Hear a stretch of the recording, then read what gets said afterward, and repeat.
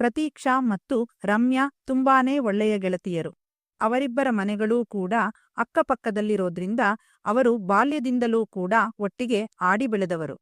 ಒಟ್ಟಿಗೆ ಆಟ, ಒಟ್ಟಿಗೆ ಊಟ, ಒಟ್ಟಿಗೆ ಶಾಲೆ, ಒಟ್ಟಿಗೆ ಕಲಿಕೆ, ಹೀಗೆ ಅವರಿಬ್ಬರ ಬಾಲ್ಯ ತುಂಬಾನೇ ಚೆನ್ನಾಗಿ ಕಳೆಯಿತು. ಅವರಿಬ್ಬರು 10ನೇ ತರಗತಿ ಮುಗಿಸಿ ಕಾಲೇಜಿಗೆ ಬರುವಾಗ ಅವರಿಬ್ಬರ ಸ್ನೇಹ ವಿಚಿತ್ರ ರೂಪಕ್ಕೆ ಪರಿವರ್ತನೆಯಾಗುತ್ತೆ. ಹದಿಹರೆಯ ಅಂದ್ರೇನೆ ಆಸೆಗಳು ಚಿಗುರೊಡೆಯುವ ಸಮಯ, ಮನಸ್ಸುಗಳು ಕಂಟ್ರೋಲ್ ತಪ್ಪೋ ಸಮಯ. ಎಲ್ಲರಿಗೂ ಇರುವಂತೆ ಅವರಲ್ಲೂ ಕೂಡ ಆಸೆಗಳು ಚಿಗುರೊಡೆಯೋಕೆ ಶುರುವಾಗುತ್ತೆ. ಎಲ್ಲ ಹುಡುಗಿಯರಿಗೂ ಹುಡುಗರ ಮೇಲೆ ಪ್ರೀತಿ ಆಗ್ತಾ ಇದ್ರೆ ಪ್ರತೀಕ್ಷಾ ಮತ್ತು ರಮ್ಯಾಳ ಕತೆ ಬೇರೆಯಾಗಿತ್ತು. ಅವರಿಬ್ಬರೂ ಪರಸ್ಪರ ಇಷ್ಟಪಡುತ್ತಿದ್ದರು. ಪ್ರತೀಕ್ಷಾಳ ಅಪ್ಪ ಅಮ್ಮ ಇಬ್ಬರೂ ಕೆಲಸದ ಸಲುವಾಗಿ ಅವಳೊಬ್ಬಳನ್ನೇ ಬಿಟ್ಟು ದೂರದೂರಿಗೆ ಹೋಗುತ್ತಿದ್ದರು. ಹಾಗೆ ಹೋಗುವಾಗ ರಮ್ಯಾಳಿಗೆ ಮನೆಗೆ ಬಂದು ಮಲಗುವಂತೆ ಹೇಳ್ತಿದ್ರು. ಪ್ರತೀಕ್ಷಾ ತುಂಬಾ ಭಯಪಡುವ ಹುಡುಗಿ. ಅವಳಿಗೆ ಧೈರ್ಯ ಸ್ವಲ್ಪ ಕಡಿಮೆಯಿತ್ತು. ಭೂತಪೇತ ಅಂದ್ರೆ ಅವಳಿಗೆ ತುಂಬಾನೇ ಭಯ. ಕತ್ತಲೆಂದರೆ ಮಾರುದೂರ ಓಡಿ ಹೋಗ್ತಿದ್ಲು. ಹಾಗಾಗಿ ಧೈರ್ಯಕ್ಕಾಗಿ ರಮ್ಯಾ ಪ್ರತೀಕ್ಷಾಳ ಮನೆಗೆ ಬಂದು ಮಲಗುತ್ತಿದ್ದಳು. ಹಾಗೆ ಪ್ರತೀಕ್ಷಾಳ ಅಪ್ಪ ಅಮ್ಮ ಕೆಲಸಕ್ಕೆಂದು ಬೇರೆ ಊರಿಗೆ ಹೋಗುವಾಗ ಅವರಿಬ್ಬರಿಗೆ ತುಂಬಾನೇ ಖುಷಿಯಾಗ್ತಾ ಇರುತ್ತೆ. ಯಾಕಂದ್ರೆ ಅವರು ಹೋದಾಗ ಇಡೀ ಮನೆ ಇವರದ್ದಾಗಿರುತ್ತೆ. ಅವರು ತಮಗೆ ಇಷ್ಟ ಬಂದಂತೆ ಇರುತ್ತಿದ್ದರು. ಒಬ್ಬರನ್ನೊಬ್ಬರು ಪ್ರೀತಿ ಮಾಡ್ತಾ ಒಬ್ಬರನ್ನೊಬ್ಬರು ಸೇರ್ತಾ ಇದ್ರು. ಜೊತೆಯಲ್ಲಿ ಕತ್ತರಿ ಆಟ ಆಡ್ತಿದ್ರು. ಕತ್ತರಿ ಆಟ ಅಂದ್ರೆ ನಿಮಗೆ ಗೊತ್ತಾಗುತ್ತೆ ಅನ್ನಿಸುತ್ತೆ. ಅದು ಬೇರೆ ಏನೂ ಅಲ್ಲ, ಅದು ಉಜ್ಜಾಟ. ಆ ಉಜ್ಜಾಟದಿಂದ ಸುಖ ಸಿಗುತ್ತೆ. ಹಾಗೆ ಉಜ್ಜಾಟ ಆಡಿ ಆಡಿ ಸುಸ್ತಾದ ಮೇಲೆ ಮಧ್ಯರಾತ್ರಿ 3 ಗಂಟೆಗೆ ಮಲಗ್ತಿದ್ರು. ಇದು ಅವರ ಹವ್ಯಾಸ ಆಗಿರುತ್ತೆ. ಒಂದಿನ ಹೈಸ್ಕೂಲ್ ಮುಗಿಸಿ ಮನೆಗೆ ಬರುವಾಗ ಜೋರು ಮಳೆ ಬರ್ತಾ ಇರುತ್ತೆ. ಅವರು ಸ್ಕೂಲಿಗೆ ಹೋಗುವಾಗ ಕೊಡೆ ತಗೊಂಡು ಹೋಗೋದನ್ನ ಮರೆತು ಹೋಗಿರ್ತಾರೆ. ಹಾಗಾಗಿ ಅವರು ಮಳೆಯಲ್ಲಿ ನೆನ್ಕೊಂಡು ಮಜಾ ಮಾಡ್ಕೊಂಡು ಬರ್ತಾರೆ. ಮನೆಗೆ ಬರುವಾಗ ಮೈಪೂರ್ತಿ ಒದ್ದೆಯಾಗಿರುತ್ತೆ. ಬಟ್ಟೆಯೆಲ್ಲ ನೀರಿನಿಂದ ತೊಯ್ದು ಹೋಗಿರುತ್ತೆ. ಮನೆಯ ಬಾಗಿಲಲ್ಲೇ ನಿಂತು ಅವಳಿಗಾಗಿ ಕಾಯುತ್ತಾ ನಿಂತಿದ್ದ ಪ್ರತೀಕ್ಷಾಳ ಅಪ್ಪ ಅವರಿಬ್ಬರಿಗೂ ಸರಿಯಾಗಿ ಬೈತಾರೆ. ಅವಳಿಗೆ ಬೆಲ್ಟ್ ತಕೊಂಡು ಹೊಡಿಯೋಕೆ ಹೋದಾಗ ರಮ್ಯಾ ಬಂದು ತಡೀತಾಳೆ. ದಯವಿಟ್ಟು ನಿಲ್ಸಿ ಅಂತ ಹೇಳಿ ಇನ್ಮೇಲೆ ಈ ಥರ ತಪ್ಪಾಗಲ್ಲ ಅಂತ ಬೇಡ್ಕೋತಾಳೆ. ಆಗ ಪ್ರತೀಕ್ಷಾಳ ಅಪ್ಪ ಕೂಡ ಸುಮ್ಮನಾಗ್ತಾರೆ. ಮಳೆಯಲ್ಲಿ ನೆನೆದಿದ್ದರಿಂದ ಪ್ರತೀಕ್ಷಾಳಿಗೆ ಜೋರು ಜ್ವರ ಬರುತ್ತೆ. ಅವಳನ್ನ ಅವಳ ತಾಯಿಗಿಂತ ಹೆಚ್ಚಾಗಿ ರಮ್ಯಾ ಅವಳನ್ನ ಚೆನ್ನಾಗಿ ನೋಡ್ಕೋತಾಳೆ. ಅವಳು ಸೇವೆ ಮಾಡೋ ರೀತಿ ನೋಡಿ ಪ್ರತೀಕ್ಷಾಳಿಗೆ ಕಣ್ಣಂಚಲ್ಲಿ ನೀರು ಬರುತ್ತೆ. ಅವಳು ನಿನ್ನಂತ ಗೆಳತಿನ ಪಡೆಯೋಕೆ ನಾನು ಪುಣ್ಯ ಮಾಡಿದೀನಿ ಅಂತ ಹೇಳ್ತಾಳೆ. ಆಗ ರಮ್ಯಾ ಹೇ ಸುಮ್ನಿರೆ ಸಾಕು ಅಂತ ನಗ್ತಾ ಹೇಳಿ ಸುಮ್ಮನಾಗ್ತಾಳೆ. ಆಗ ರಮ್ಯಾ ಹೇ ಸುಮ್ನಿರೆ ಸಾಕು ಅಂತ ನಗ್ತಾ ಹೇಳಿ ಸುಮ್ಮನಾಗ್ತಾಳೆ. ಅವರಿಬ್ಬರ ಪ್ರೀತಿ ದೇಹ ಹಂಚಿಕೊಳ್ಳೋದ್ರಲ್ಲಿ ಮಾತ್ರ ಇರಲಿಲ್ಲ. ಅದು ಎಲ್ಲವನ್ನೂ ಮೀರಿದ ಬಂಧವಾಗಿತ್ತು. ನಂತರ ಅವರು ಹೈಸ್ಕೂಲ್ ಮುಗಿಸಿ ಕಾಲೇಜಿಗೆ ಹೋಗ್ತಾರೆ. ಅಲ್ಲಿ ಅವರಿಗೆ ಇಬ್ಬರು ಹುಡುಗರು ಪರಿಚಯ ಆಗ್ತಾರೆ. ಒಬ್ಬನ ಹೆಸರು ಮಹೇಶ್, ಮತ್ತೊಬ್ಬ ಸಮರ್ಥ್. ಇವರಿಬ್ರು ಹೇಗೆ ಫ್ರೆಂಡ್ಸೋ ಹಾಗೆ ಅವರಿಬ್ರೂ ಕೂಡ ತುಂಬಾನೇ ಕ್ಲೋಸ್ ಫ್ರೆಂಡ್ಸ್ ಆಗಿರ್ತಾರೆ. ಅವರಿಬ್ಬರ ಜೊತೆ ಸೇರಿ ಇವರಿಬ್ಬರು ಕಾಲೇಜು ದಿನಗಳನ್ನ ಎಂಜಾಯ್ ಮಾಡ್ತಿರ್ತಾರೆ. ಸಮರ್ಥ್ ಸೀಕ್ರೆಟ್ ಆಗಿ ಪ್ರತೀಕ್ಷಾಳನ್ನ ಪ್ರೀತಿ ಮಾಡ್ತಿರ್ತಾನೆ.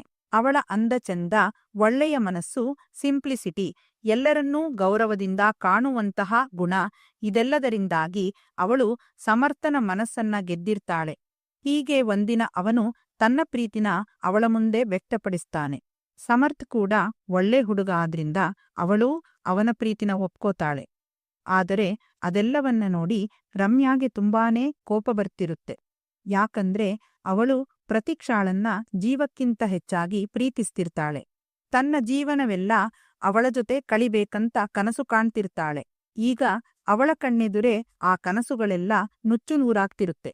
ಬರಬರುತ್ತಾ ಪ್ರತೀಕ್ಷಾ ಸಮರ್ಥ್ ಜೊತೆ ಗಂಟೆಗಟ್ಟಲೆ ಫೋನಿನಲ್ಲಿ ಮಾತನಾಡೋಕೆ ಶುರುಮಾಡ್ತಾಳೆ. ರಮ್ಯಾ ಮನೆಗೆ ಬಂದ್ರೂ ಅವಳನ್ನ ಕ್ಯಾರೇ ಮಾಡ್ತಿರ್ಲಿಲ್ಲ. ಅವಳಿಗೆ ಆಸೆ ಹುಟ್ಟಿದಾಗ ಮಾಡೋಕು ಬಿಡ್ತಿರ್ಲಿಲ್ಲ. ಅಂಗಿಗುಬ್ಬಿ ಬಿಚ್ಚೋಕೆ ಬಂದಾಗ ಬೇಡ ಕಣೆ ಇವತ್ತು ಅಂತ ಮುಂದೆ ತಳ್ತಿರ್ತಾಳೆ. ಅದೆಲ್ಲದರಿಂದಾಗಿ ರಮ್ಯಾ ದಿನ ನೋವು ಅನುಭವಿಸ್ತಿರ್ತಾಳೆ. ಜ್ಯೋತಿಷ್ಯ ಪೀಠಂ ನಿಮ್ಮ ಸಮಸ್ಯೆಗಳಾದ ಸ್ತ್ರೀ ವಶೀಕರಣ, ಪುರುಷ ವಶೀಕರಣ, ಪರಸ್ತ್ರೀಯರ ವಶೀಕರಣ, ಸಂಭೋಗ ವಶೀಕರಣ ಹಾಗೂ ನಿಮ್ಮ ಯಾವುದೇ ಸ್ತ್ರೀ ಆಗಿರಲಿ, ಎಷ್ಟೇ ಕಠಿಣವಾದ ಮನಸ್ಸಿನವರಾಗಿದ್ದರೂ ಸರಿ, ನಿಮಗೆ ತುಂಬಾ ನಂಬಿಸಿ ಮೋಸ ಮಾಡಿ ಹೋಗಿದ್ದರೆ ಅವರು ಪುನಃ ನಿಮ್ಮತ್ತ ಬರಲು ಕಾತ್ಯಾಯಿನಿ ಅಷ್ಟದಿಗ್ಬಂಧನ ವಶೀಕರಣವನ್ನ ಮಾಡಿಕೊಡುತ್ತಾರೆ.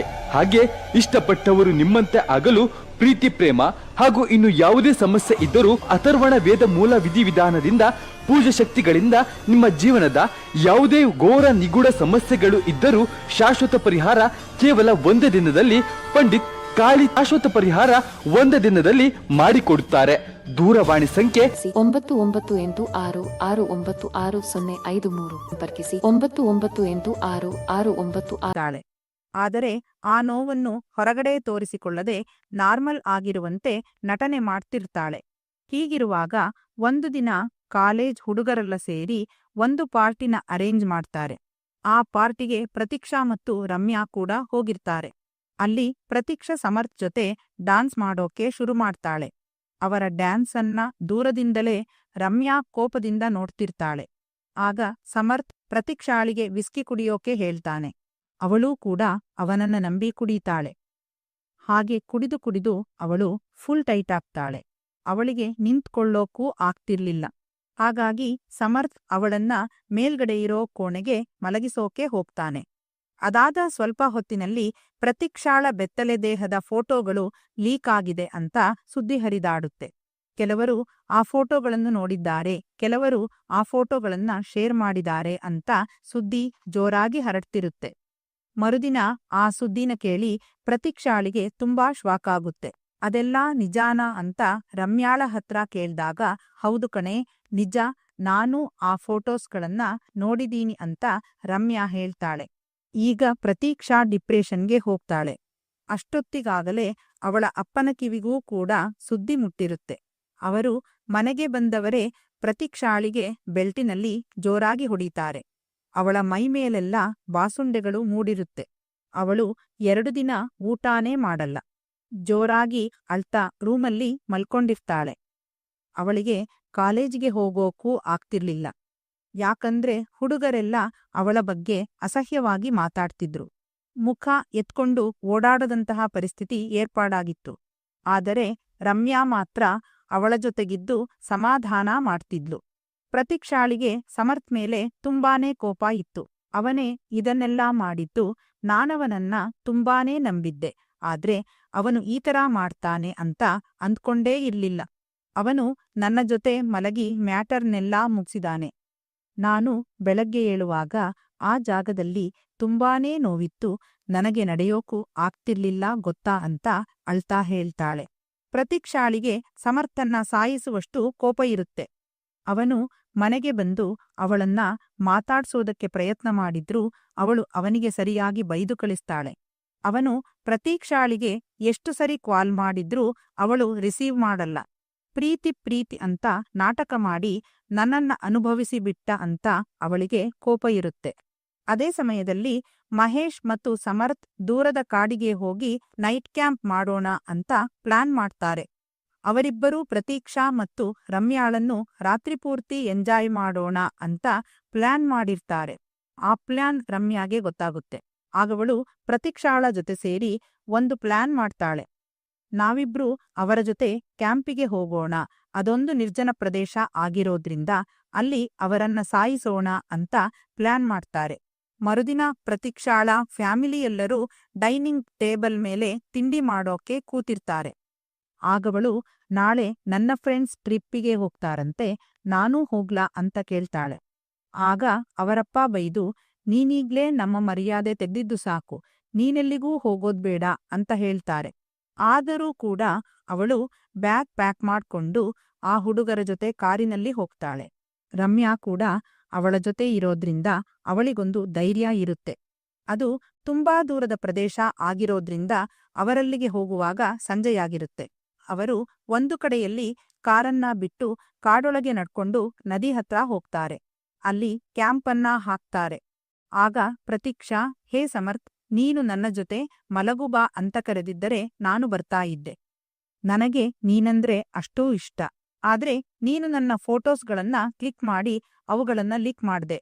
ಅದಕ್ಕೆ ನಿನ್ಮೇಲೆ ನನಗೆ ತುಂಬಾನೇ ಕೋಪ ಇದೆ ಅಂತ ಹೇಳ್ತಾಳೆ. ಆಗ ಸಮರ್ಥ್ ಆತರ ಯಾವುದೇ ಫೋಟೋ ಇಲ್ಲ ಕಣೆ, ನಾನು ಯಾವುದೇ ಫೋಟೋನೂ ಲೀಕ್ ಮಾಡಿಲ್ಲ, ಲೀಕ್ ಮಾಡೋಕೆ ನಾನು ಫೋಟೋನೇ ತೆಗ್ದಿಲ್ಲ, ಅದೊಂದು ರೂಮರ್ ಅಷ್ಟೇ, ನನ್ನನ್ನ ನಂಬು ಅಂತ ಅಳ್ತಾ ಹೇಳ್ತಾನೆ. ಆಗ ಪ್ರತೀಕ್ಷಾ ಸಮರ್ಥ್ನ ಕಣ್ಣನ್ನ ನೋಡ್ತಾಳೆ. ಅವನ ಕಣ್ಣಿನಲ್ಲಿ ಯಾವುದೇ ರೀತಿಯ ಕಪಟ ಇರ್ಲಿಲ್ಲ, ಬರೀ ಪ್ರೀತಿ ಮಾತ್ರ ಇತ್ತು. ಅವಳು ಅವನನ್ನ ನಂಬ್ತಾಳೆ. ಎಲ್ಲರೂ ಬಿಯರ್ ಕುಡಿಯೋಕೆ ಶುರು ಮಾಡ್ತಾರೆ.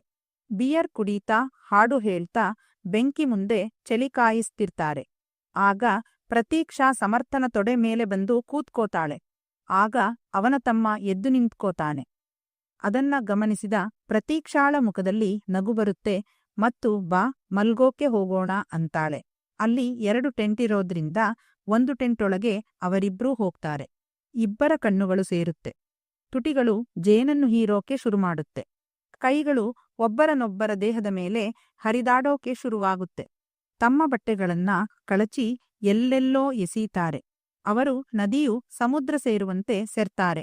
ಇಬ್ಬರು ಕುಡಿದಿರೋದ್ರಿಂದ ನಶೆಯೇರಿ ಇಬ್ರಿಗೂ ತುಂಬಾನೇ ಶಕ್ತಿಯಿರುತ್ತೆ. ಟೆಂಟೆಲ್ಲ ಗಲಗಲ ಅಲ್ಲಾಡೋಕೆ ಶುರುವಾಗುತ್ತೆ. ಇತ್ತ ರಮ್ಯಾ ಮತ್ತು ಮಹೇಶ್ ಮಾತಾಡ್ತಾ ಇರ್ತಾರೆ. ಸ್ವಲ್ಪ ಸಮಯದ ನಂತರ ರಮ್ಯಾ ಎದ್ದು ನನಗೆ ಹೊಟ್ಟೆ ಸರಿಯಿಲ್ಲ, ನಾನು ಅಲ್ಲಿ ಹೋಗಿ ಟಾಯ್ಲೆಟ್ ಮಾಡಿ ಬರ್ತೀನಿ ಅಂತ ಹೇಳಿ ಟಾಯ್ಲೆಟ್ ಮಾಡೋಕೆ ತೇಲುತ್ತಾ ಹೋಗ್ತಾಳೆ. ಅವಳ ಹಿಂದೆ ಮಹೇಶ್ ಕೂಡ ನಾನೂ ಬರ್ತೀನಿ ಅಂತ ಹೋಗ್ತಾನೆ. ಅವಳು ನಾಯಿಗೆ ಬೈದ ಹಾಗೆ ಬೈತಿದ್ರೂ ಅವನು ಅವಳ ಹಿಂದೇನೆ ಹೋಗ್ತಾನೆ. ಅವಳು ತನ್ನ ಪ್ಯಾಂಟ್ ಮತ್ತು ಕಾಚ ಬಿಚ್ಚಾಕಿ ಅಲ್ಲೇ ಇದ್ದ ಕರಿಬಂಡೆಯ ಮೇಲೆ ಹಾಕಿ ಟಾಯ್ಲೆಟ್ ಮಾಡೋಕೆ ಕೂತ್ಕೋತಾಳೆ. ಆಗ ಮಹೇಶ್ ಅವಳ ಎಲ್ಲಾ ಅಂಗಾಂಗಗಳನ್ನ ನೋಡಿ ಸವಿತಾನೆ. ಅವನು ಅವಳು ಟಾಯ್ಲೆಟ್ ಮಾಡೋದನ್ನೇ ಬಿಟ್ಟ ಕಣ್ಣು ಬಿಟ್ಟಂಗೆ ನೋಡ್ತಾನೆ. ಅವಳು ಕುಡಿದು ಟೈಟಾಗಿ ನಿಲ್ಲೋಕು ಆಗ್ದಿರೋದ್ರಿಂದ ಅವನೇ ಅವಳನ್ನ ನದಿಗೆ ಕರ್ಕೊಂಡ್ ಹೋಗಿ ನೀರು ಹಾಕಿ ಅವಳ ಹೇಸಿಗೆ ಬಂದ ಅಂಗವನ್ನ ತಿಕ್ಕಿ ತಿಕ್ಕಿ ತೊಳಿತಾನೆ. ಅದೇ ಸಮಯದಲ್ಲಿ ಸಿಕ್ಕಿದ್ದೇ ಚಾನ್ಸ್ ಅಂತ ಅದನ್ನು ಕೂಡ ಮುಟ್ತಾನೆ. ಆಗವಳು ಅವನನ್ನ ಗಟ್ಟಿಯಾಗಿ ತಪ್ತಾಳೆ. ಇಬ್ಬರು ನದಿ ಹತ್ತಿರ ಇರೋ ಬಂಡೆಗಳ ಮೇಲೆ ಮಲಗ್ತಾರೆ. ಮಹೇಶ್ನ ತಮ್ಮ ರಮ್ಯಾಳ ತಂಗಿಯೊಳಗೆ ಹೋಗ್ತಾನೆ. ಅವನು ಏಟು ಹೊಡೀತಿರುವಾಗ ನಶೆಯಲ್ಲಿದ್ದ ರಮ್ಯಾ ನಡೆದ ಎಲ್ಲಾ ನಿಜವನ್ನ ಹೇಳೋಕೆ ಶುರು ಮಾಡ್ತಾಳೆ. ಒಂದೊಂದು ಏಟಿಗೂ ಒಂದೊಂದು ನಿಜ ಹೊರಗೆ ಬರ್ತಿರುತ್ತೆ. ಆ ದಿನ ಪಾರ್ಟಿಯಲ್ಲಿ ಅವರಿಬ್ಬರ ಡ್ಯಾನ್ಸನ್ನು ನೋಡಿ ಸಹಿಸಲಾಗದ ರಮ್ಯಾ ಅವಳು ಕುಡಿದು ಟೈಟಾದ್ಮೇಲೆ ಸಮರ್ಥ್ ಅವಳನ್ನ ಮಲಗಿಸಿ ಹೋಗಿರ್ತಾನೆ. ಅವನು ಕೆಳಗಡೆ ಹೋಗಿ ಎಂಜಾಯ್ ಮಾಡ್ತಿರ್ತಾನೆ.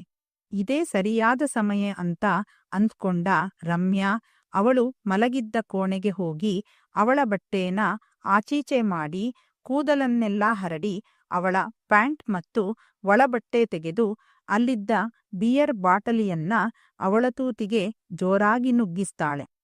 ಮತ್ತು ಕೆಳಗಡೆ ಬಂದು ಪ್ರತೀಕ್ಷಾಳ ಬೆತ್ತಲೆ ಫೋಟೋ ಲೀಕಾಗಿದೆ ಅಂತ ಎಲ್ಲರಿಗೂ ಹೇಳಿ ರೂಮರ್ ಹಬ್ಬಿಸ್ತಾಳೆ. ಆ ದಿನ ಇಷ್ಟೆಲ್ಲ ನಡೀತಂತ ರಮ್ಯಾ ನಡೆದಿದ್ದನ್ನೆಲ್ಲ ಹೇಳ್ತಾಳೆ. ಅದನ್ನು ಕೇಳಿದ ಮಹೇಶ್ಗೆ ತುಂಬಾನೇ ಕೋಪ ಬರುತ್ತೆ. ಅವಳಿಗೆ ಜೋರಾಗಿ ಏಟನ್ನ ಹೊಡಿತಾನೆ. ಎರಡೂ ಜೋಡಿ ಕೂಡ ಒಂದೊಂದು ಕಡೆಯಲ್ಲಿ ಮಕ್ಕಳು ಮಾಡುವ ಕಾರ್ಯಕ್ರಮದಲ್ಲಿ ತೊಡಗಿರ್ತಾರೆ. ಬೆಳಿಗ್ಗೆ ಎದ್ದು ನೋಡುವಾಗ ಯಾರ ಮೈ ಮೇಲೆಯೂ ಬಟ್ಟೆ ಇರಲ್ಲ. ನಂತರ ಎಲ್ಲೆಲ್ಲಿದೆ ಅಂತ ಹುಡುಕಿ ಎಲ್ಲರೂ ಬಟ್ಟೆ ಹಾಕೋತಾರೆ. ಅಷ್ಟರಲ್ಲಿ ಸಮರ್ಥ್ ಮತ್ತು ಪ್ರತೀಕ್ಷಾಳ ಇನ್ನೊಂದು ರೌಂಡ್ ಶುರುವಾಗಿರುತ್ತೆ. ಅದೇ ಸಮಯದಲ್ಲಿ ರಮ್ಯಾ ಬೆಳಿಗ್ಗೆಯ ತಿಂಡಿ ಮತ್ತು ಕಾಫಿ ಮಾಡಲು ಸೌದೆಗಳನ್ನು ತರಲು ಹೋಗ್ತಾಳೆ. ಮಹೇಶ್ ಕೂಡ ಅವಳ ಹಿಂದೆ ಹೋಗ್ತಾನೆ. ನೀನೆಂತ ಕೆಲಸ ಮಾಡ್ಬಿಟ್ಟೆ ರಮ್ಯಾ, ಯಾಕ್ ಹಾಗ್ ಮಾಡ್ದೆ ಅಂತ ಕೇಳ್ದಾಗ ಅವಾಗ ರಮ್ಯಾಗೆ ಗೊತ್ತಾಗುತ್ತೆ ನಾನೆಲ್ಲ ಸತ್ಯವನ್ನ ಬಾಯ್ಬಿಟ್ಟಿದ್ದೀನಿ ಅಂತ. ಆಗವಳು, ಈ ವಿಷಯನ ಯಾರಿಗೂ ಹೇಳ್ಬೇಡ, ನನಗೆ ಅವಳಂದ್ರೆ ತುಂಬಾನೇ ಇಷ್ಟ. ಅವರಿಬ್ರೂ ಜೊತೆ ಇರೋದು ನಂಗೆ ಒಂಚೂರು ಇಷ್ಟ ಇಲ್ಲ. ನಂಗೆ ಅವಳು ಬೇಕು, ಹಾಗಾಗಿ ಆತರ ಮಾಡಿದೆ, ದಯವಿಟ್ಟು ನನಗೆ ಸಹಾಯ ಮಾಡು ಅಂತ ಅಳ್ತಾ ಹೇಳ್ತಾಳೆ. ಆಗ ಮಹೇಶ್ ಅವಳನ್ನ ಸಮಾಧಾನ ಮಾಡ್ತಾನೆ ಮತ್ತು ನಾನು ಈ ವಿಷಯನ ಯಾರಿಗೂ ಹೇಳಲ್ಲ ಅಂತ ಮಾತು ಕೊಡ್ತಾನೆ. ನಂತರ ಕಟ್ಟಿಗೆ ತಗೊಂಡು ಬಂದು ಬೆಂಕಿ ಉರಿಸಿ ಕಾಫಿ ಮಾಡಿ ತಿಂಡಿನೂ ಕೂಡ ಮಾಡ್ತಾರೆ. ಅವರಿಬ್ಬರೂ ಜೊತೆಗೆ ಸೇರಿ ತಿಂಡಿ ರೆಡಿ ಮಾಡಿರೋದು ಇಬ್ರಿಗೂ ತುಂಬಾನೇ ಖುಷಿ ಕೊಡ್ತಿರುತ್ತೆ. ಅವರು ಕಾಫಿ ಕುಡಿತಾ ಅಲ್ಲೇ ದೂರದಲ್ಲಿರೋ ಟೆಂಟನ್ನ ನೋಡ್ತಾರೆ. ಅದಿನ್ನೂ ಗಲಗಲ ಅಂತ ಅಲ್ಲಾಡ್ತಿರುತ್ತೆ. ಅದನ್ನ ನೋಡಿದ ಅವರಿಬ್ರಿಗೂ ನಗು ಬರುತ್ತೆ. ಆಗ ಮಹೇಶ್ ನಿಮ್ದಿನ್ನೂ ಮುಗ್ದಿಲ್ವಾ, ಬೇಗ ಬನ್ನಿ, ಕಾಫಿ ಕುಡಿಯೋಣ ಅಂತ ಜೋರಾಗಿ ಕೂಗಿ ಕರೀತಾನೆ. ಅವರು ಆಹ್ಲಾದಕರವಾದ ಧನಿಯಲ್ಲಿಯೇ ಬಂದ್ವಿ ಅಂತ ಕಿರುಚ್ತಾ ಹೇಳ್ತಾರೆ. ಸ್ವಲ್ಪ ಸಮಯದ ನಂತರ ಅವರು ಎಲ್ಲಾ ಮುಗಿಸ್ಕೊಂಡು ಬರ್ತಾರೆ. ಅವರೆಲ್ಲರೂ ತಮಾಷೆ ಮಾಡ್ಕೊಂಡು ಜೊತೆಗೆ ಕುಳಿತು ಕಾಫಿ ಕುಡಿತಾರೆ. ನಂತರ ಅಲ್ಲೇ ದೂರದಲ್ಲಿ ಒಂದು ಹಂದಿ ಅವರಿಗೆ ಕಾಣಿಸುತ್ತೆ. ಸಮರ್ಥ್ ಬರುವಾಗ ರೈಫಲನ್ನ ಕೂಡ ತಂದಿರೋದ್ರಿಂದ ದೂರದಲ್ಲಿ ಅಡಗಿ ನಿಂತು ಅದಕ್ಕೆ ಶೂಟ್ ಮಾಡ್ತಾನೆ. ಆದ್ರೆ ಗುಂಡು ಅದರ ಕಾಲಿಗೆ ಬೀಳುತ್ತೆ. ಅವನು ಅದನ್ನ ಬೆನ್ನಟ್ಟಿ ಹೋಗುವಾಗ ಕಾಲಿಗೆ ಬೇರು ಸಿಕ್ಕಿ ಕೆಳಗೆ ಬೀಳ್ತಾನೆ. ಅವನ ಕಾಲು ಮತ್ತು ಕೈಗಳಿಗೆ ತರಚಿ ಗಾಯ ಆಗುತ್ತೆ.